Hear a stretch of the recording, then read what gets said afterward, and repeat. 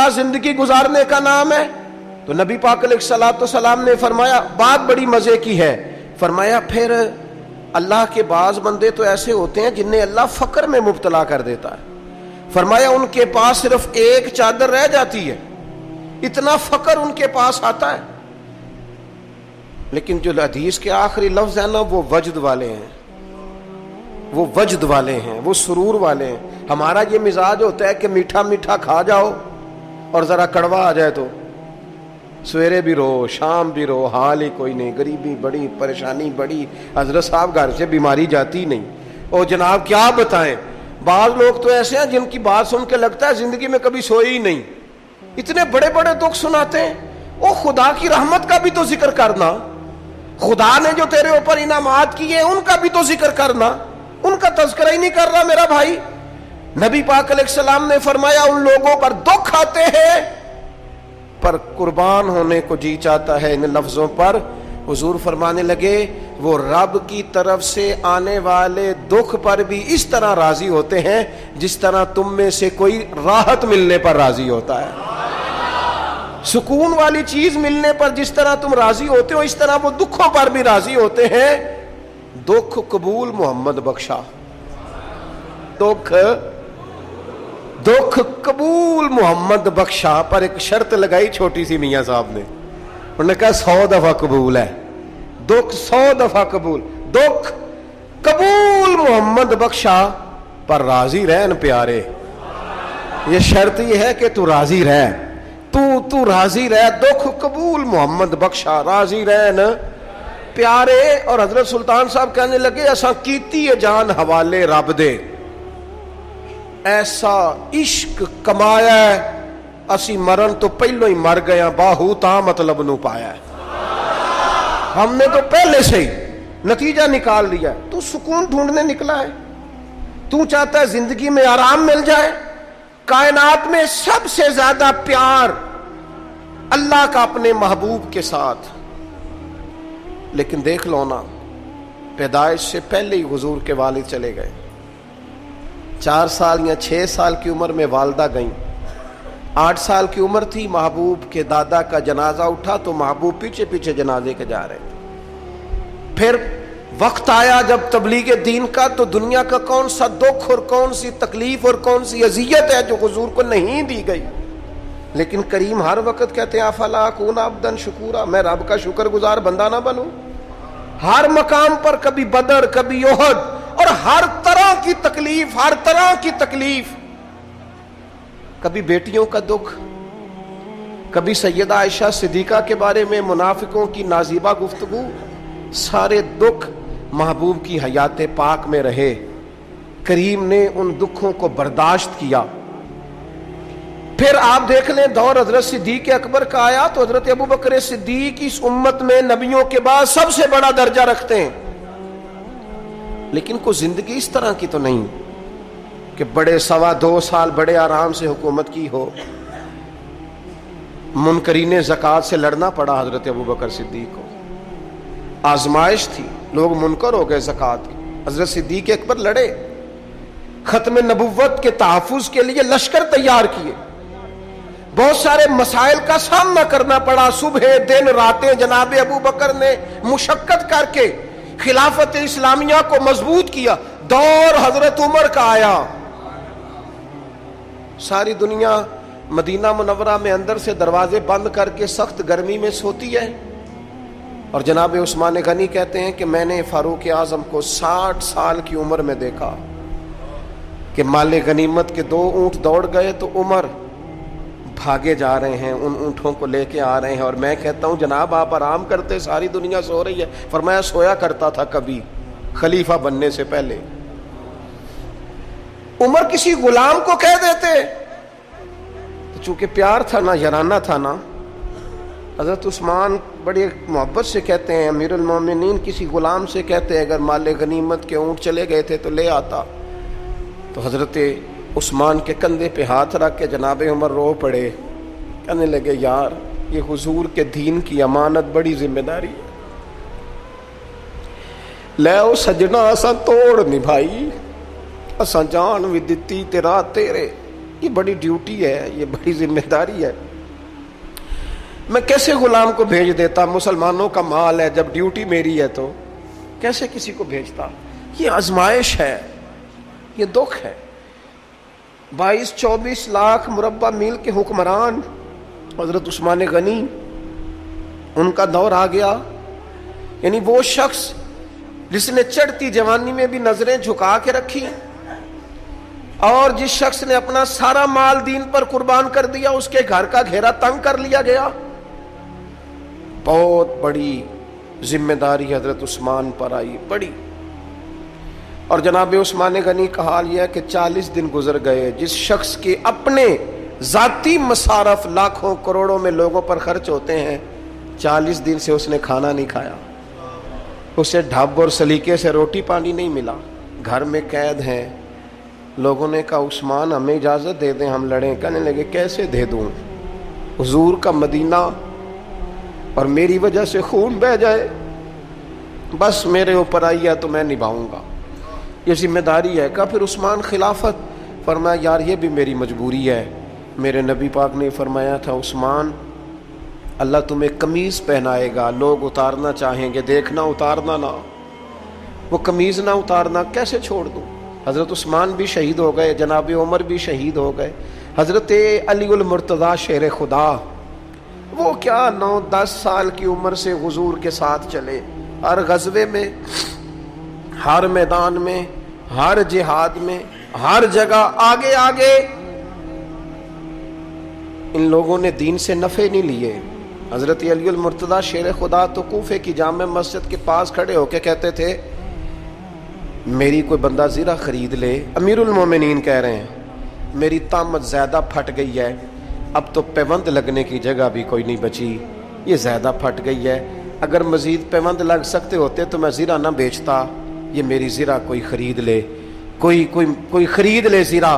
حضرت مولا علی شیر خدا 63 سال کی عمر مبارک، اور جب کوفے میں آپ کو خنجر لگا، زخم لگا، تو لوگ بیٹے کو بلاتے ہیں، آواز دیتے ہیں، لیکن جناب شیر خدا مولا علی مرتضیٰ مشکل کشا حل عطا حضرت علی المرتضیٰ شیر خدا زیر لب ہلکا سا مسکرائے، ادھر دیکھیے گا، اور مسکرا کے پتہ کیا فرمانے لگے؟ کہنے لگے فزت برب الکعبہ، لو بھائی کعبے کے رب کی قسم علی کامیاب ہو گیا ہے، کامیابی مل گئی. آج بات امام حسن کی آئی، امام حسن کو زہر دیا گیا، انتڑیاں نہ کٹ کٹ کے باہر گر رہی. اس شہزادے کی جس نے حضور کی گود میں عمر گزاری، محبوب کے کندھوں پہ رہنے والے حسن ابن علی، جناب امام حسین حاضر بارگاہ ہوئے تو ہاتھ پکڑ کے بھائی کا چوم کے رو پڑے. بھائی پیارے بھی تو بڑے ہوتے ہیں نا، بڑے پیارے ہوتے ہیں. اور ان لوگوں کا منصب بڑا انوکھا ہے، شدید تکلیف ہے. تو امام حسین کہتے ہیں میرے بھائی حسن بتائیے آپ کو زہر کس نے دیا؟ رو کے پوچھتے ہیں. بھائی کا ماتھا چوم کے امام حسن رو پڑے، کہنے لگے حسین میری مجبوری ہے، میں تمہیں نہیں بتاؤں گا. کہا کیوں؟ فرمانے لگے اس لیے کہ اگر وہ نہیں جس پر مجھے شک ہے تو پھر کسی بے گناہ کا نام کیسے لے دوں، اور اگر وہی ہے نا جس پر مجھے شک ہے تو پھر میں تمہیں نہیں بتاؤں گا. میرا رب بڑا بہتر انتقام لینے والا ہے، پھر بھی نہیں بتاؤں گا. کیا کروں، کیسے بتا دوں؟ مصطفیٰ کا نواسا ہوں میں، پڑھتے ڈالنے والی ماں کا بیٹا، میں شیر سے زیادہ جگر رکھنے والے علی کا پتر، میں کیسے بات کر دوں؟ بس زخم پہ زخم کھا کے جی، خونے جگر کے گھونٹ پی، اور سجنا آہ نہ کر لبوں کو سی، یہ عشق ہے کوئی دل لگی نہیں. میرے نبی پاک صلی اللہ تعالی علیہ وآلہ وسلم نے ارشاد فرمایا اللہ تعالیٰ دین میں جو لوگ سخت ہوتے ہیں نا ان پر مشکلیں بھی سخت ڈالتا ہے. یہ حدیث پاک آپ کو مسند امام احمد بن حنبل میں ملے گی، ابن ماجہ ترمذی میں ملے گی. فرمایا جتنا کوئی دین میں سخت ہوتا ہے اتنی اس کی مشکلات بھی سخت ہوتی ہیں، اور جتنا کوئی نرم ہوتا ہے اتنی اس کی مشکل بھی تھوڑی ہوتی ہے. حسین ابن علی بڑے سخت تھے نا دین میں، جاندار تھے نا دین کے معاملے میں، اللہ نے مشکل ڈالی، امام علی مقام کی باری آئی، بڑی منت کی حضرت عبداللہ ابن عمر نے، رو کے کہا حسین نہ جاؤ، تو امام حسین رضی اللہ تعالیٰ عنہ نے فرمایا نہیں، اب میری ڈیوٹی لگی ہے تو جانا تو میں نے ہے نا، ذمہ داری تو پوری کرنی ہے۔ امام علی مقام رضی اللہ تعالیٰ عنہ نے اس ساری مشقت کو دیکھا، گھر چھوڑنا بڑا مشکل کام ہے، گھر چھوڑنا، وہ جہاں انسان رہا ہوتا ہے نا والدین کے ساتھ، جہاں وقت گزارا ہوتا ہے،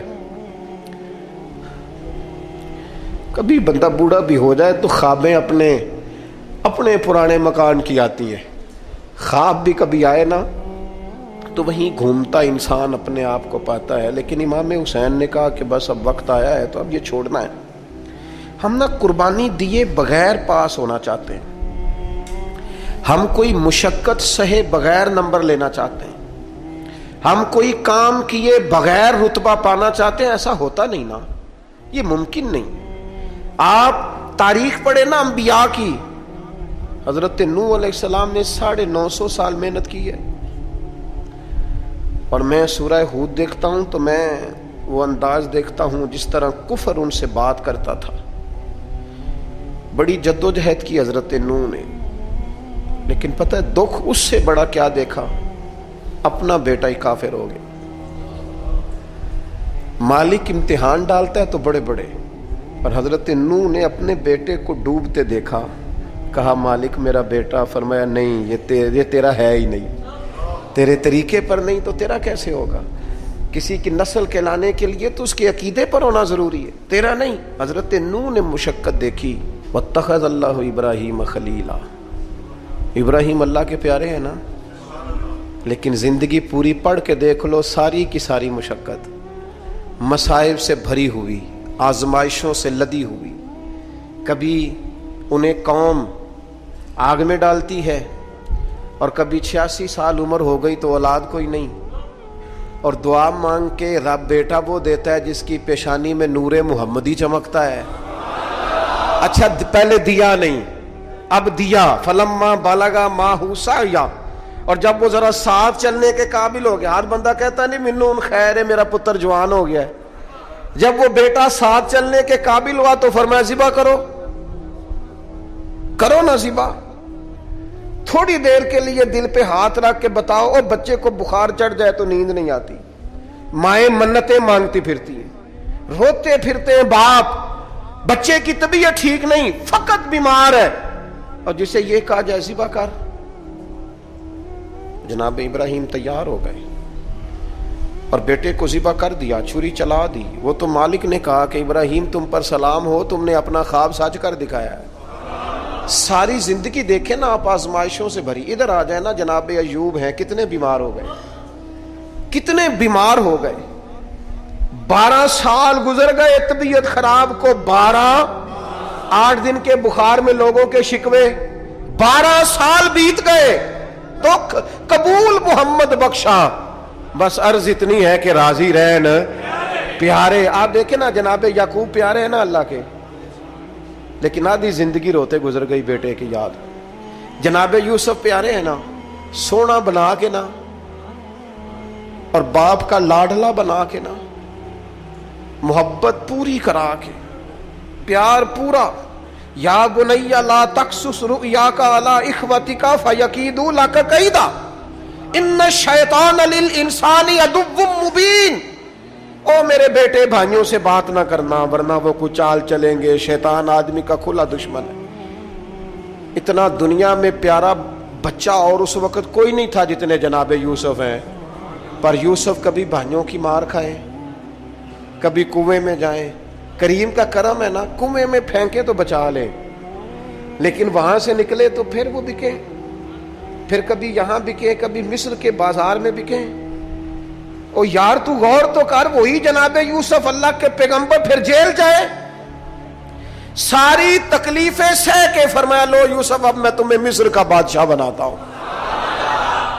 آپ جس کی بھی تاریخ ٹٹول کے لائیں گے نا وہ آزمائشوں والی والا نہ بولو وَنَّكُمْ بِشَيْءٍ مِّنَ الْخَوْفِ، ہم ضرور تمہیں آزمائیں گے۔ اللہ تعالیٰ نے نبی پاک صلی اللہ تعالیٰ علیہ وسلم کو بڑے عالی شان، بڑے بلند اور بڑے عظیم اخلاق کے ساتھ دنیا میں مبعوث فرمایا، اور خود نبی کریم صلی اللہ تعالیٰ علیہ وسلم بیان فرماتے ہیں کہ میں دنیا میں اچھے اخلاق کی تکمیل کرنے کے لیے آیا ہوں۔ ہمارے ہاں لوگوں نے اخلاق کا مطلب فقط میٹھا بولنا سمجھ لیا ہے کہ میں میٹھا بولتا ہوں تو میں با اخلاق ہوں۔ تو یاد رکھیے گا کہ میٹھا بولنا بھی اخلاق کا حصہ ہے، لیکن صرف میٹھا بولنا اخلاق نہیں۔ میٹھا تو لوگ اپنے مطلب کے لیے بھی بولتے ہیں، اپنا کام نکلوانے کے لیے بھی میٹھا بولتے ہیں، وقتی اور ضروری معاملات کے لیے بھی میٹھا بولتے ہیں۔ اصل اخلاق تو یہ ہے کہ آپ جب بھی بولیں سچ بولیں، آپ خوشامد سے بچیں، جھوٹ سے بچیں، بددیانتی سے بچیں۔ اکثر میں دوستوں کی خدمت میں ایک بات عرض کیا کرتا ہوں کہ ہمارے ہاں لوگوں نے سمجھ لیا ہے کہ 3 4 5 چیزیں صرف شاید سنت ہیں: میٹھا کھانا، مسواک کرنا، ٹخنوں کو رنگا رکھنا، امامہ باندھنا۔ یہ بڑی عظیم سنتیں ہیں، لیکن یاد رکھیے گا کہ حضور علیہ السلام کا جو سب سے پہلا تعارف لوگوں کو ہوا تھا، اور جس سے سب سے پہلے لوگوں نے حضور علیہ السلام کو جاننا شروع کیا تھا، وہ یہ تھا کہ یہ محبوب صادق ہے اور امین ہے، سچ بولتے ہیں اور دیانتدار ہیں۔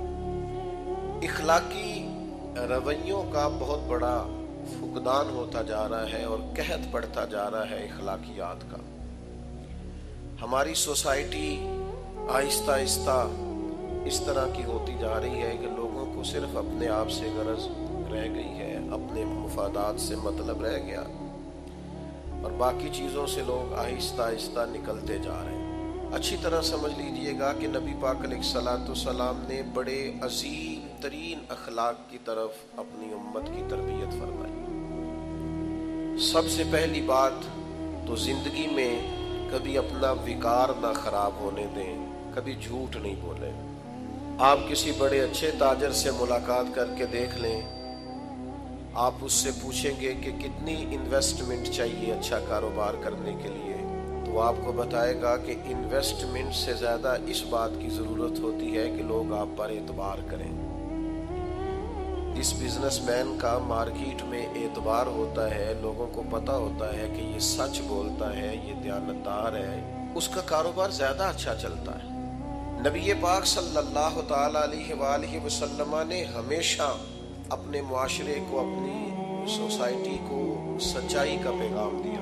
جناب ابو سفیان رضی اللہ تعالیٰ عنہ فرماتے ہیں کہ مجھے جب شاہ روم نے بلایا تھا اور اس نے نبی پاک علیہ السلام کے بارے میں پوچھا تھا، تو اس وقت تک میں کلمہ نہیں پڑھتا تھا، تو میں نے اسی انداز میں وہ ساری گفتگو کی تھی جس انداز میں ہم حضور کے بارے میں کیا کرتے، اور ان سوالات میں ایک سوال اس نے یہ بھی پوچھا، یہ بخاری شریف سے لے کر تمام کتب میں یہ روایت موجود ہے، ایک سوال یہ بھی پوچھا تھا اس نے کہ بتائیے جس محبوب نے دعویٰ نبوت کیا ہے، کیا کبھی انہوں نے جھوٹ بھی بولا ہے؟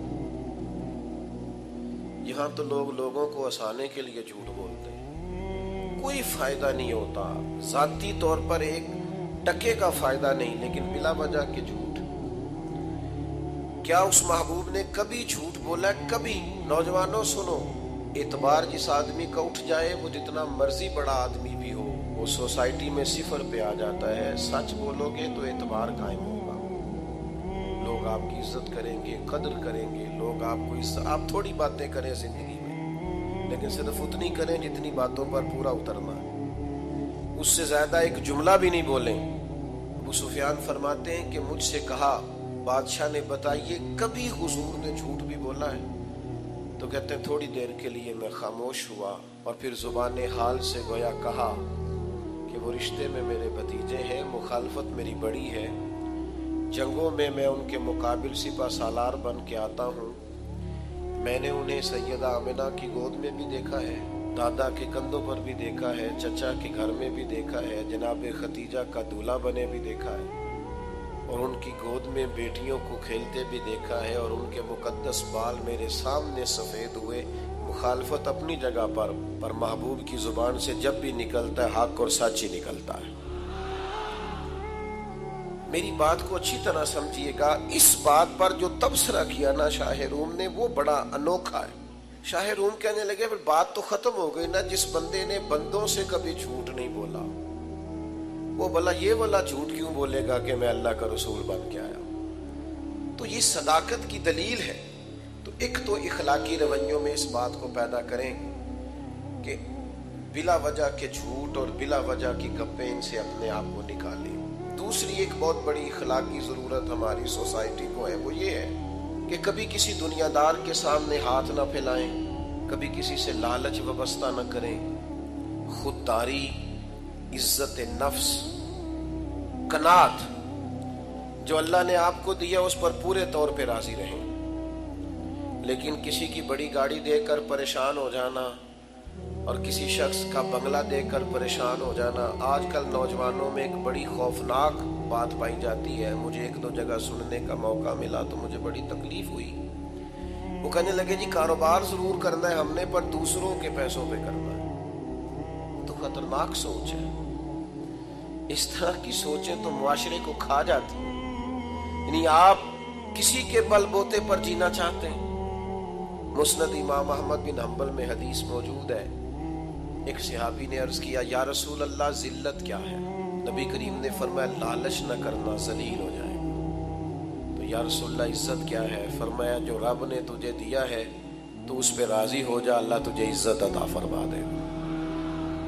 خودداری اپنی طبیعت میں پیدا کریں، عزت نفس پیدا کریں۔ یہ ہاتھ پھیلانا، یہ ڈھونڈتے پھرنا کہ کوئی امیر آدمی مجھ پر مہربان ہو جائے، یہ خوابیں دیکھنا کہ کوئی ایسا چیک لگ جائے کہ میں بھی آگے چلا جاؤں، اس سے قومیں بزدل ہو جاتی ہیں، باصلاحیت لوگ بھی بیکار ہو جاتے ہیں۔ خود محنت کریں۔ اقبال کہتے ہیں اپنی دنیا آپ پیدا کر اگر زندوں میں ہے تو خود محنت کر۔ ایک کی تو پیشہ برا ہے دنیا میں اور وہ ہے کسی کے آگے ہاتھ پھیلانا۔ باقی تو جو ریڑھی لگاتا ہے اور مزدوری کر کے کھاتا ہے وہ بڑا عظیم آدمی۔ باقی جو مزدور کے ہاتھ ہیں وہ بڑے قیمتی ہیں۔ کبھی کسی کی طرف، پھر میں آپ کو بڑی ذمہ داری سے اور تجربے کے بعد بتاتا ہوں کہ آپ خوددار ہو جائیں، اللہ مدد بھی بڑی فرماتا ہے۔ آپ ارادہ کریں کہ میں نے اپنے دست و بازو پہ آگے بڑھنا ہے، اللہ تعالیٰ رحمت فرماتا ہے اور بڑے دروازے کھول دیتا ہے، آسانیاں ہونی شروع ہو جاتی۔ لیکن جیسے جیسے ہرس، ہوس، لالچ، طمع بڑھے گا حالات خراب ہوں گے۔ حضرت حکیم بن حزام رضی اللہ تعالیٰ عنہ بخاری میں موجود ہے، فرماتے ہیں میں حضور کی بارگاہ میں حاضر تھا، نبی کریم علیہ السلام بانٹ رہے تھے تو میں نے بھی دیکھا جو ان کو بانٹتے، تو میں نے بھی بڑھ کے شوق تھے، دستے عطا کے سامنے دستے طلب بڑھا دیا۔ تو میں نے بھی عرض کی حضور مجھے بھی دیجیے، تو محبوب نے ایک دفعہ بھی دیا، دو دفعہ بھی دیا اور تین دفعہ بھی دیا، اور پھر ایک نصیحت بھی فرمائی، ایک تربیت بھی محبوب نے فرمائی۔ حضور فرمانے لگے حکیم یہ مال بڑا میٹھا ہوتا ہے، لیکن اگر قناعت کے ساتھ اسے لوگے نا، قناعت کے ساتھ، تو پھر یہ تمہارے لیے بہتر ہے۔ لیکن فرمایا اگر لالچ کے ساتھ لوگے نا، یہ حضور ہمیں سمجھا رہے ہیں، صحابی وسیلہ ہے اور ہمیں نصیحت ہو رہی۔ کریم فرمانے لگے اگر اس کو تم لالچ سے لوگے تو فرمایا اس آدمی کی طرح ہو جاؤ گے جو کھانا تو کھاتا ہے پر اس کا پیٹ نہیں بھرتا، وہ بار بار کھاتا ہے، بار بار کھاتا ہے، سہ سہ نفل نمازاں پڑھیاں پر ظالم نفس نہ مردہ ہو، بار بار کھاتا ہے۔ تو جب آپ قناعت کرتے ہیں، اللہ پر بھروسہ کرتے ہیں اور مالک سے طلب کرتے ہیں تو پھر وہ بے حساب دیتا ہے۔ لیکن جب توجہ یہ ہو جائے کہ میں نے کسی دنیا دار سے لینا ہے، فلاں سے حاصل کرنا ہے، حضرت حکیم بن حزام کہتے ہیں محبوب نے کہا میرے ہاتھ پر بیعت کرو کہ کبھی کسی دنیا دار کے آگے ہاتھ نہیں پھیلاؤ۔ آپ فرماتے ہیں میں نے اپنے نبی سے وعدہ کیا، پھر عمر گزر گئی، کبھی کسی دنیا دار کے آگے ہاتھ نہیں پھیلایا، یہاں تک کہ وہ گھوڑے پر بیٹھے ہوتے تھے اور درہ کبھی ہاتھ سے گر جاتا تھا نا تو قریب غلام کھڑا ہوتا تھا تو اسے بھی نہیں فرماتے تھے مجھے اٹھا کے دے دو، خود گھوڑے سے اترتے تھے، خود درہ اٹھاتے تھے۔ خادم کہتا مجھے بتا دیتے میں کر دیتا، فرمایا کیسے بتا دیتے، میں نے اپنے نبی سے وعدہ کیا ہے۔ کبھی کسی دنیا دار کے سامنے ہاتھ نہیں پھیلاؤں گا ذات کے لیے. حضرت ابو بکر صدیق کے زمانے میں انہیں بلایا گیا اور کہا گیا یہ آپ حصہ لے لیں, تو انہوں نے کہا نا جی, یہ مال غنیمت میں سے بھی میرا حصہ کسی اور کو دے دیں, میں نے حضور سے وعدہ کیا ہے. جناب عمر کے زمانے تک ان کا یہی حال رہا, پھر وصال فرمایا. تو یاد رکھیے گا, جب تک خودداری نہیں نہ پیدا ہوتی, عزت نفس نہیں پیدا ہوتی, اتنی دیر تک آپ اخلاقی بلندی کو پا نہیں سکتے. وہ حاتم طائی سے کسی نے کہا تھا کبھی اپنے سے بڑا سخی بھی دیکھا ہے؟ اس نے کہا دیکھا ہے.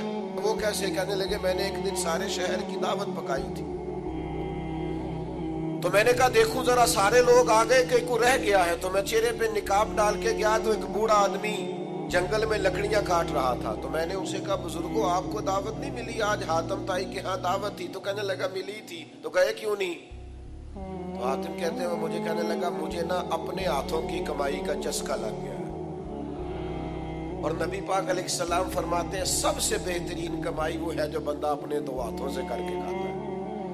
مجھے اپنے ہاتھوں کی کمائی کا چسکا لگ گیا ہے.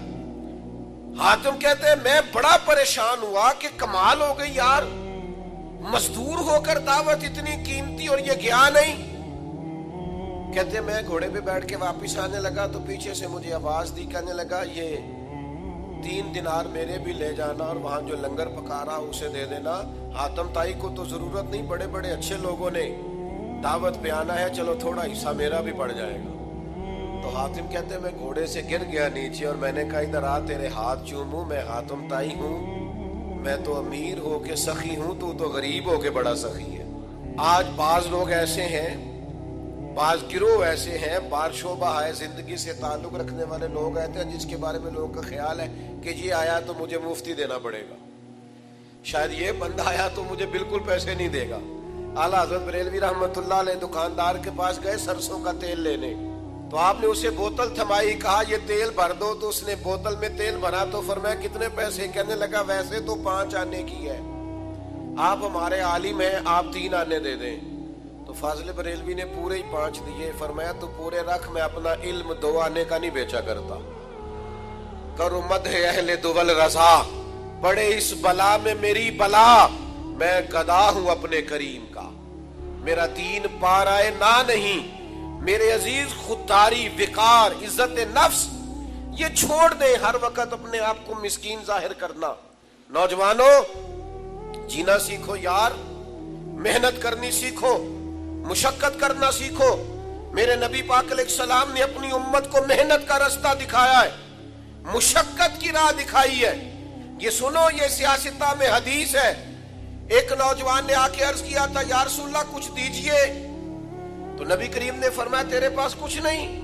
اس نے کہا یا رسول اللہ میرے گھر میں 1 کمبل اور 1 پیالہ ہے. اتنی بڑی تعداد میں آپ لوگ یہاں موجود ہیں, میں اگر پوچھوں نا آپ سے کہ کوئی اتنا غریب ہے جس کے گھر میں 1 ہی کمبل اور 1 ہی پیالہ ہو, تو نہیں ملے گا اس مجمع میں. صرف 1 پیالہ اور 1 کمبل, یہ دیکھیں یہ اس کی راس ہے, انویسٹمنٹ ہے. حضور نے فرمایا لے کے آ, وہ لے کے آئے. اللہ کے رسول صلی اللہ تعالی علیہ وسلم نے بولی لگا دی کون خریدے گا؟ ایک صحابی نے کہا 1 دینار میں خریدوں گا, ایک نے کہا 2 دینار میں. حضور نے 2 دینار میں بیچ دیا. فرمایا جا 1 دینار کا کھانا لے جا گھر اور 1 دینار کا کلاڑا خرید کے لا. وہ کلاڑا خرید کے لایا تو تھا بڑا نصیبوں والا.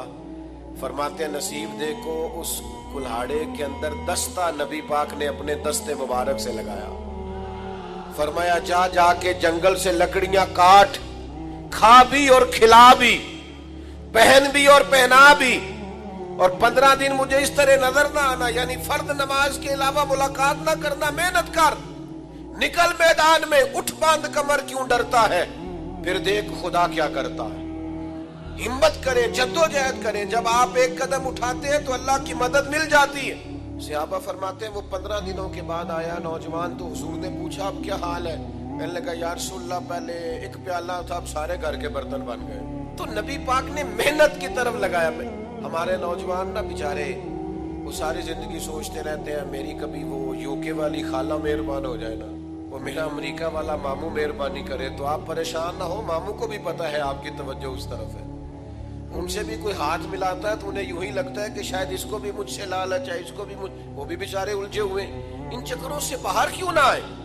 آپ کو پتہ ہے زندگی میں خوش کون ہوتا ہے؟ جو اپنے نصیب سے خوش ہو جاتا ہے، جو خود سے محنت کرتا ہے، جو خود سے جدوجہد کرتا ہے۔ سارے ڈھونڈتے پھرنا، گردن کو جھکا دیتا ہے خیرات کا پتھر، اور جہاں میں مانگنے والوں کے سر کبھی اونچے نہیں ہوتے۔ حضرت حسن بصری رحمت اللہ علیہ کے پاس میں ایک نوجوان آیا، اس نے آ کے کہا حضور آج کے بعد میں نے محنت نہیں کرنی۔ فرمایا کیا ہوا؟ کہنے لگا آج میں نے عجیب نظارہ دیکھا ہے، شیر نے شکار کیا ہے اور ایک بکرا اس نے مارا ہے اور آدھے سے زیادہ خود کھایا ہے اور باقی بچا ہوا لے کے پہاڑ پہ چڑھ گیا۔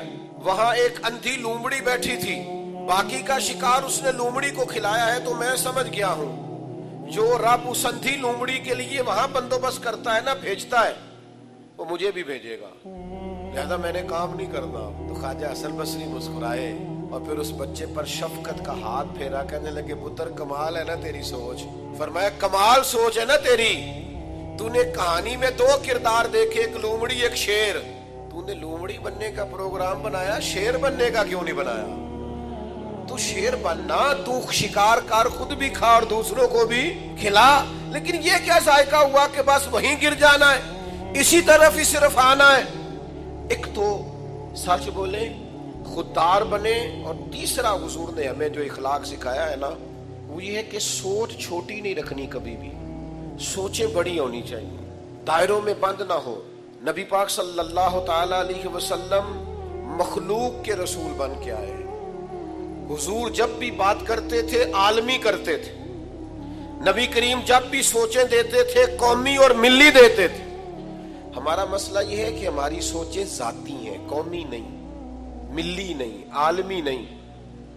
یعنی جس بندے نے 6 کروڑ کا گھر بنایا ہے نا، وہ 5 لاکھ روپیہ اپنے دروازے میں گلی میں لگانے کو تیار نہیں ہوتا۔ وہ کہتا ہے جی یہ گھر تو میرا ہے تو گلی سانجھی ہے۔ وہ خدا کے بندے ملی سوچیں پیدا کریں، ملی، قومی۔ بزرگ فرمایا کرتے کہ پڑوسیوں کی آگ کسی وقت اس لیے بھی بجھا دینی چاہیے کہ اگر ان کی نہ بجھائی تو ہمارے گھر بھی آ سکتی۔ آپ دوسروں کا بھلا اس نیت سے کر دیں کہ سوسائٹی میں سکون پیدا ہو، معاشرے میں امن قائم ہوگا۔ ہم کیا کرتے ہیں؟ ہماری سوچیں بڑی ذاتی ہیں اور چھوٹی ہیں۔ جب تک سوچیں بڑی نہیں ہوتی، ملی نہیں ہوتی، قومی نہیں ہوتی۔ حضور جب بھی بات کرتے تھے مضبوط بات کرتے تھے، جب بھی بات کرتے بڑی بات کرتے۔ حضور صحابہ کو جب سوچیں دیتے تو بڑی دیتے، امت کو جب پیغام دیتے تو بڑی دیتے۔ حضور دنیا میں پھیلنے کی بات کرتے۔ نبی پاک صلی اللہ تعالی علیہ وسلم ایک سفر سے واپس آئے تو آثار سفر تھے میرے کریم محبوب کی طبیعت پر۔ سیدہ طیبہ طاہرہ مخدومہ کائنات حضرت سیدہ پاک رضی اللہ تعالیٰ عنہ، حضور جب کہیں جاتے تھے تو سب سے آخر میں سیدہ فاطمہ کے ہاں تشریف لے جاتے، واپس آتے تو سب سے پہلے سیدہ کے ہاں تشریف لے کے آتے۔ تو حضور سب سے پہلے چونکہ ان کے کاشانہ نور میں گئے تو نبی کریم صلی اللہ تعالی علیہ وآلہ وسلم پہنچے تو وہ سفر کے آثار اور بظاہر تھکاوٹ دیکھ کے نا تو حضرت فاطمہ رضی اللہ تعالی عنہ تھوڑی سی پریشان ہوئی اور رونے لگی اور عرض گزار ہوئی، یا رسول اللہ صلی اللہ علیہ وسلم آپ کتنی مشقت اٹھاتے ہیں دین کے لیے، کتنی جدوجہد کرتے ہیں۔ اچھا ہمارے بچے ہمارا کو دکھ بیان کرے نا، ہمارے بچے تو ہم کہتے ہیں پتر تینوں تو ایک گل دا پتہ ہے، میرے کو تینوں وڈیاں وڈیاں داستانہ میں تو بڑا دکھی ہوں۔ ہم کچھ ایسے رویے بناتے ہیں جن سے آنے والی نسل پھر پوری طور پر استفادہ نہیں کر پاتی۔ نبی کریم صلی اللہ تعالی علیہ وسلم کا انداز دیکھیے، جب سیدہ پاک رضی اللہ تعالی عنہ نے عرض کیا نا یا رسول اللہ آپ کتنی مشقت اٹھاتے ہیں، کریم فرمانے لگے فاطمہ آپ کے والد کو اللہ نے بڑے مقاصد کے لیے دنیا میں مبعوث فرمایا، ہم بڑے مقاصد لے کے دنیا میں آئے ہیں، بڑے۔ فرمایا کوئی گھر کچا بچے گا نہ پکا بچے گا، نہ کوئی جھونپڑی بچے گی جہاں اللہ ہمارے دین کے پیغام کو پہنچا نہیں دے گا۔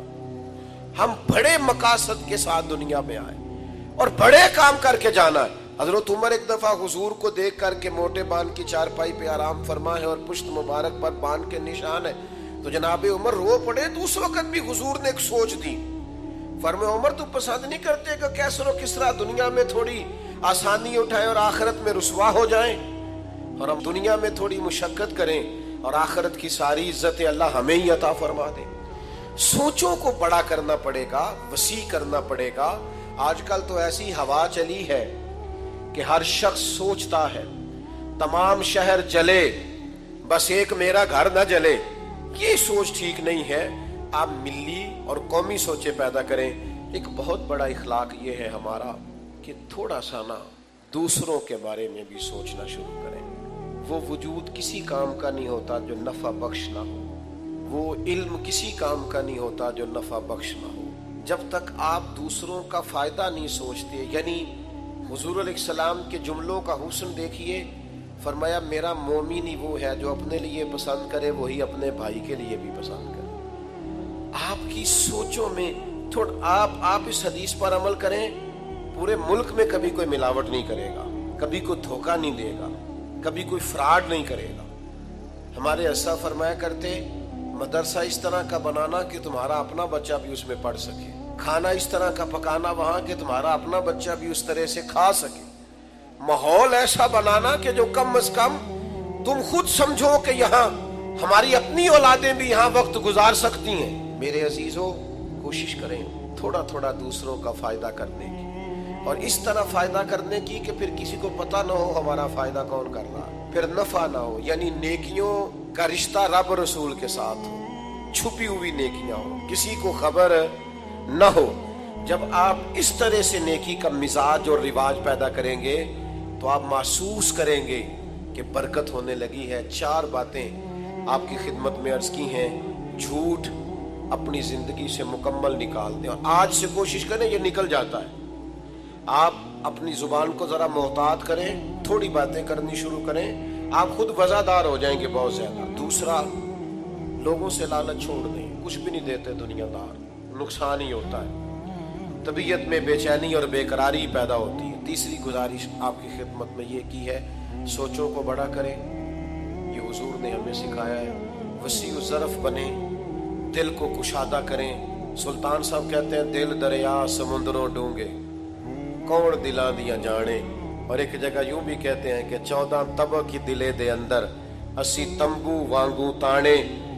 چوتھی اور آخری گزارش آپ کی خدمت میں نے یہ عرض کی ہے کہ کوشش کریں کہ دوسروں کا ہم سے کوئی نہ کوئی فائدہ ہو جائے.